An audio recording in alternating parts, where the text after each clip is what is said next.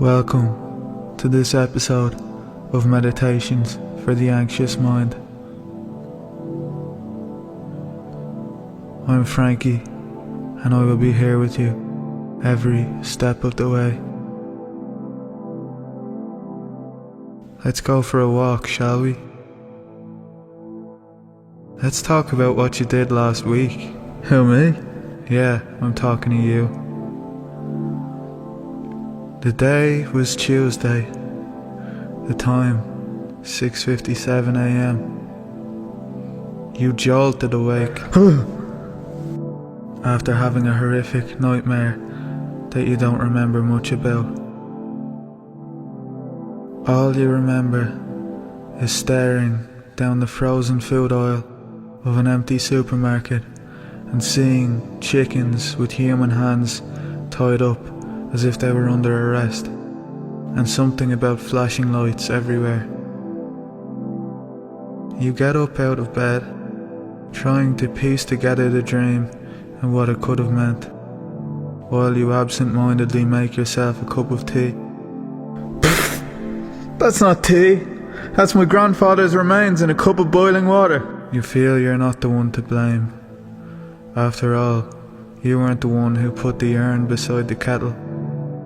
So you just keep drinking it.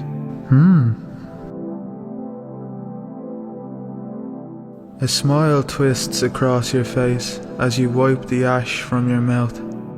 You know what, Granddad? You didn't taste that bad after all.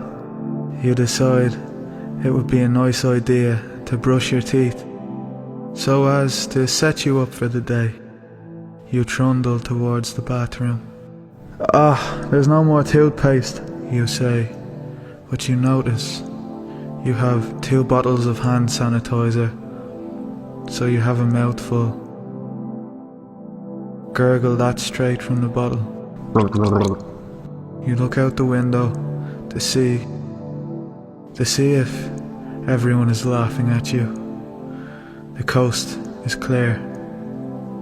You turn around and notice the bottle you didn't drink from might become sentient when you leave the room and express feelings of jealousy and rage towards the bottle that you did drink from. You wouldn't want to hurt either of them. Maybe if I just drink these 2 bottles of hand sanitizer, no one will be upset with me, you muse to yourself, knowing well that no musing is necessary.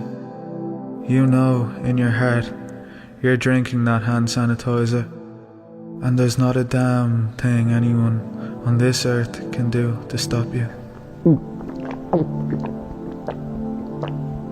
The warm, acidic burn sanitizes your insides and kills all bacteria that may have been residing rent-free in your stomach. It's great to be clean. You look down at the 2 empty bottles of hand sanitizer and roll your eyes. Now lads, I don't want to hear any more arguing from the pair of you. You saunter out of the bathroom, rubbing your hands together as if you just achieved something. You look at the time. It's 8:52. I better get out of here and start busting some moves, you say. You skip out of the house in a hurry.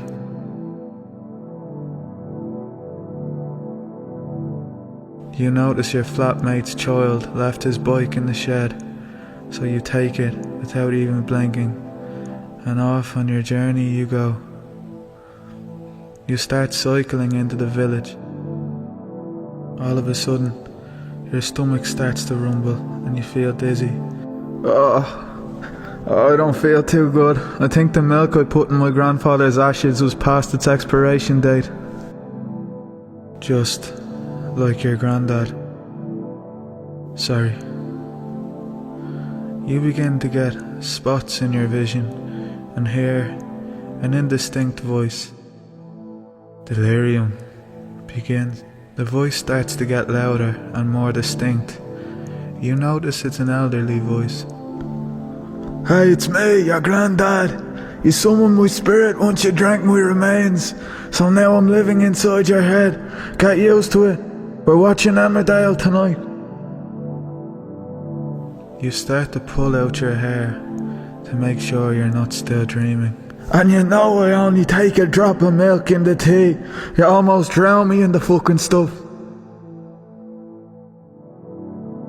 You feel your stomach churn. But Grandad, what do we need to do next? You ask. Well, we need to talk to you about that dream you had, he replies. I'll help you remember what happened. It was a prophecy of things to come. Silence surrounds you. Alright, Grandad, well, tell me what happened then. You beg impatiently. We can't tell you exactly, but I can show you. Go to the supermarket. I'll stay quiet, but I'll be here with you. Your heart sinks into your stomach like a rock on a bed of wet tissue paper. You feel like you're about to pass out, but every time you begin to lose grip on reality, your granddad slaps you from the inside. Get up the fuck! He's not too happy he has to live in your body now. He'd much rather be dead. It's not exactly Disneyland in here, is it? You fall through the doors of the supermarket. You lock eyes with a friendly, middle-aged woman at the entrance. Hello and welcome to... You obnoxiously wave your hand up close to her face. I don't care, I came here on a mission. Now I'm gonna find out the reason I need to be here, you say with slurred speech, and brush right past her. You can hear your granddad whisper something about being hungry. I thought you were staying quiet, Grandad, you say out loud in a supermarket full of people. We will, but I haven't eaten real food in 20 years, so let's get some dinner, your granddad says. Okay, well, if I'm buying it and you're cooking it, you say, again, out loud. People start to distance themselves from you now. They look nervous. Your mental condition deteriorates. You find yourself picking up ice cubes and holding them in your hand just to see how long it takes them to melt.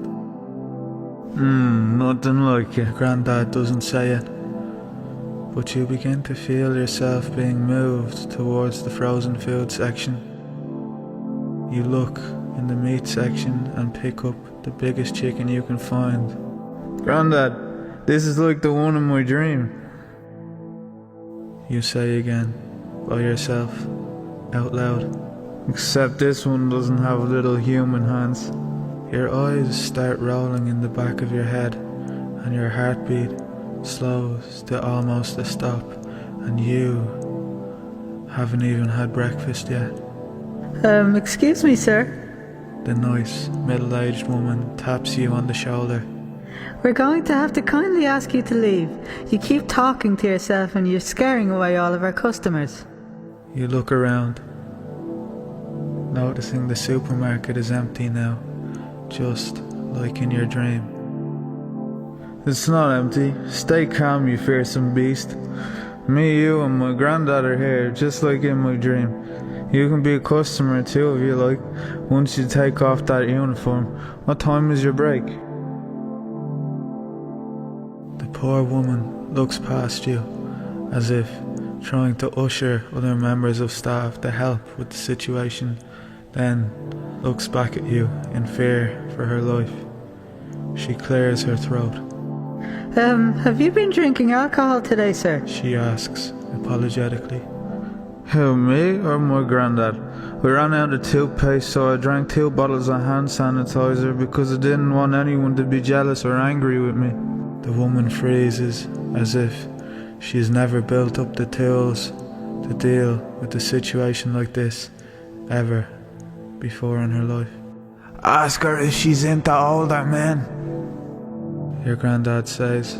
Shh, Granddad, she can hear you. My granddad wants to know if you want to have a threesome with us. That's not what I fucking said. The woman just walks away slowly, as if you're going to attack her if she turns her back. You can see her press a button from under the cash register. Granddad, you scared her off. You shouldn't have been so forthcoming. Of course she's not into older men, you say, throwing your hands up in the air. Get your groceries and let's get out of here, they're on to us. 30 minutes later, after several stints of hobbling towards the meat section and forgetting why you were there, you finally grab the chicken for dear life and zigzag your way to the cash register. It's the same woman who confronted you earlier. You look at her drunkenly. The offer still applies. You'll also be fed. Oh, and just so you know, me and my granddad are eating meat tonight, you say, plonking the frozen chicken down at the till and winking at her in slow motion with both of your eyes at the same time. Her face is now nondescript, as if she has surpassed her nervousness to an unknown territory that goes beyond fear, sheer numbing terror that knows no expression. You can hear her frantically pressing a button under the desk. You're on your own now, your granddad says, tipping his cap and flying out of your body and into the atmosphere. You feel your body grow heavy and your eyelids droop shut. You fall on the ground, just beside the checkout desk. Oh my God! Someone help! You wake up some time later on the cold hard ground with a swelled up head and a hankering for more hand sanitizer.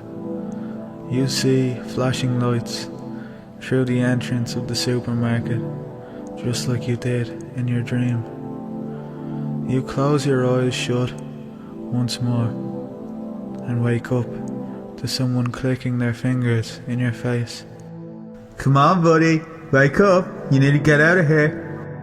You look up and there's a Garda in a purple uniform with a carrot sellotaped to his shoulder pad standing over you. He's wearing glasses that he looks like he doesn't really need.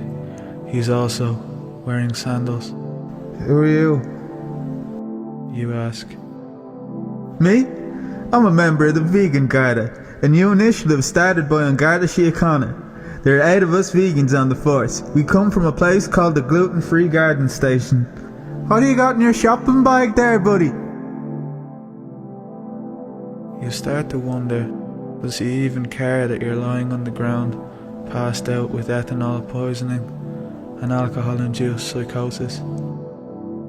Before you get a chance to react, he reefs the bag out of your hand. I'll take that. And rifles through it. Oh, look what we have here. Chicken. You're in trouble now, buddy. I'll tell you what I'll do.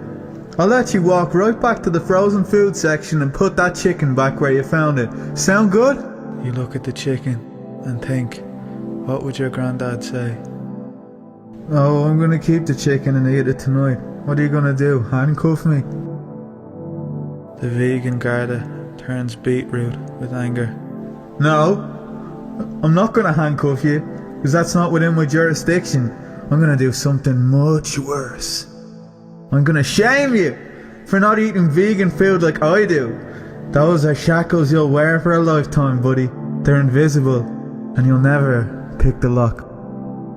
The woman at the cash register shouts over at the Garda. Will you help the boy out? He's been poisoned. He needs an ambulance immediately. The Garda looks at her and barks. I'm sorry, are you vegan? No.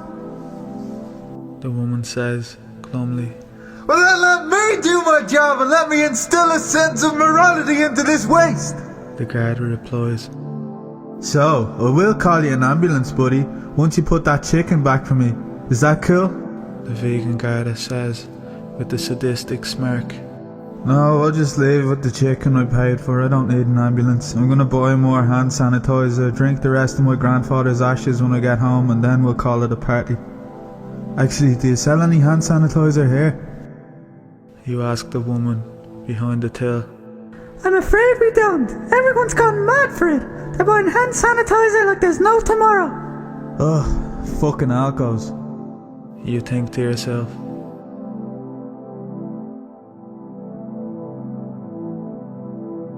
You leave the supermarket with the chicken in a bag, and the vegan Garda slowly walks alongside you.